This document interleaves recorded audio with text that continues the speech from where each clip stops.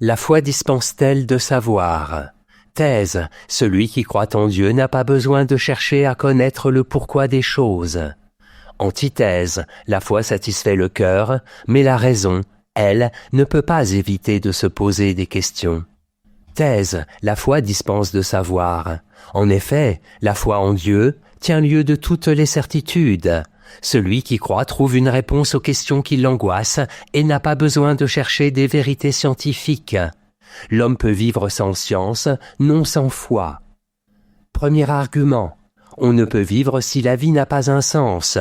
Pour Pascal, la science est incapable de parvenir à la vérité. Elle ne donne pas de sens au monde, ni ne sauve l'homme du désespoir. L'homme a réclamé un Dieu qui ne soit pas celui des philosophes et des savants, mais un Dieu qui s'adresse au cœur. L'homme peut vivre sans savoir, d'ailleurs il y est condamné. Mais il ne peut vivre sans la foi, qui console et donne un sens à la vie. Deuxième argument. La raison est trop faible. En effet, beaucoup ne peuvent tirer profit de l'étude d'une science, soit à cause de l'engourdissement de leur esprit, soit à cause des charges et nécessités de la vie, ou bien même en raison de leur paresse pour l'étude. Cela serait totalement et injustement privé de la connaissance de Dieu si les vérités divines ne leur étaient pas révélées par mode de foi. Ainsi parle saint Thomas d'Aquin dans sa Somme théologique. Troisième argument. Le savoir m'est indifférent. Pour une proposition mathématique, par exemple, l'objectivité est donnée. Mais c'est aussi pour cela que sa vérité est indifférente.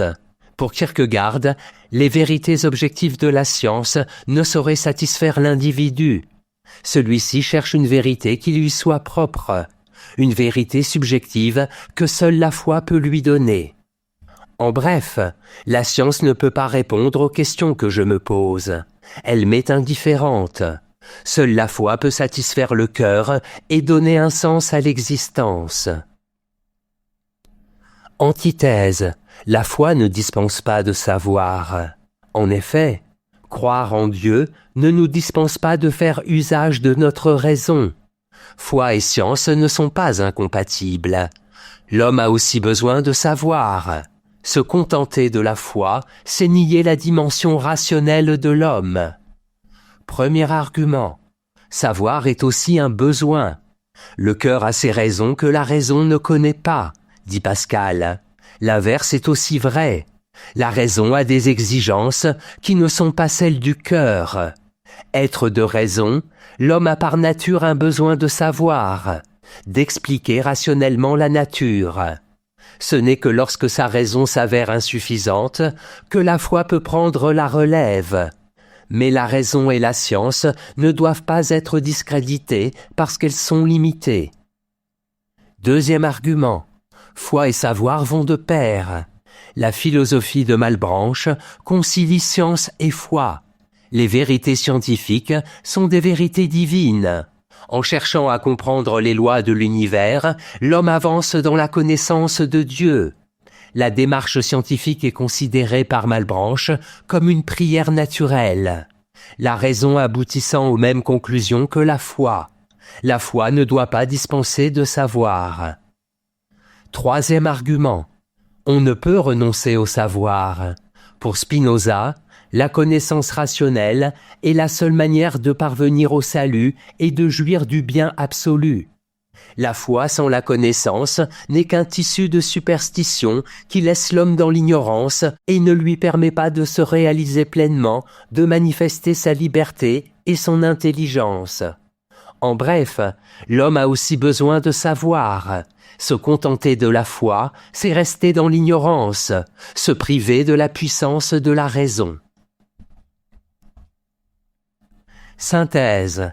La foi et le savoir sont deux aspirations distinctes de l'homme.